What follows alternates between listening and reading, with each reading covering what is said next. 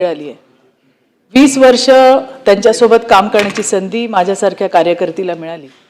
अनेक आठवणी आहेत, त्यांच्या स्वभावांचे पैलू आम्ही बघितलेले आहेत, त्यांच्या काम करण्याची पद्धत आम्ही पाहिलेली आहे। सत्तेमध्ये असताना आणि विरोधी पक्षामध्ये असताना सुद्धा बऱ्याच आठवणी दादांच्या आमच्या सोबत आहेत। मगाशी खोडके साहेबांनी सांगितलं ते बरोबर आहे, कार्यकर्त्यावर अत्यंत जीव असणारा नेता म्हणजे अजितदादा, ज्यांना आम्ही जवळून अनुभवलंय। आमचा पायी मोर्चा होता यवतमाळ पासून नागपूर पर्यंत।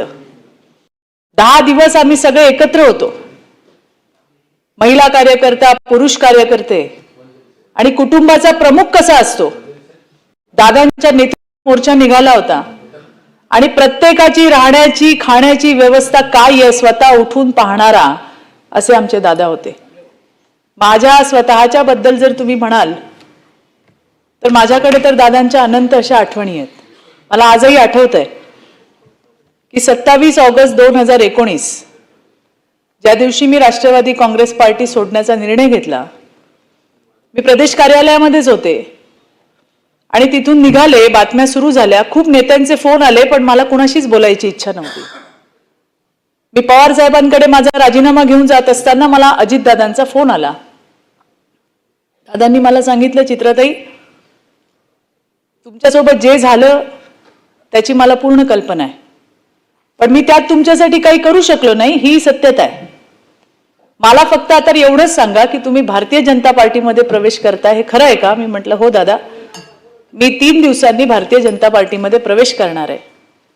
मग तुम्ही देवेंद्र फडणवीसांच्या थेट संपर्कात आहात की आणखीन कोणी मध्यस्थी तिकडे? मी म्हटलं नाही दादा, स्वतः देवेंद्रजी फडणवीस आहेत आणि मी त्यांच्या संपर्कामध्ये आहे। दादांनी मला सांगितलं, चित्राताई तुम्हाला माझ्या शुभेच्छा आहेत, मला विश्वास आहे की देवेंद्रजींसोबतही आपण उत्तम त्या ठिकाणी काम कराल, अशा शुभेच्छा मला दादांनी। अगदी आत्ता अलीकडचाच त्यांच्या कार्यालयातनं मला फोन आला, सतीशजी फोन याच्यासाठी होता की तुमची जन्मतारीख तीच आहे का हे विचारायला। मी म्हटलं कशासाठी फोन केलाय? ते म्हणले नाही, 16 तारखेला दादा तुम्हाला सकाळी फोन करणार आहेत, तुमची जन्मतारीख तीच आहे का हे कन्फर्म करायला मी फोन केलाय। 16 तारीख तर येऊन गेली, पण दादांचा फोन काय आला नाही। अत्यंत भावनिक असा क्षण आमच्या सगळ्यांसाठी। सुनेत्राताईंचं कौतुक करायचं की अभिनंदन करायचं की काय करायचं खरंच कळत नाही, कारण ज्या धीरोदात्त भूमिकेने त्या पुढे आल्या। एखाद्याचा पती गेल्यानंतर एखाद्या महिलेचा तिच्यासाठी ते सर्वस्व असतं आणि ते गेल्यानंतर त्यांचं आयुष्य उद्ध्वस्त झालं, पण त्या पुढे आल्या, त्यांनी उपमुख्यमंत्री पदाची त्या ठिकाणी शपथ घेतली।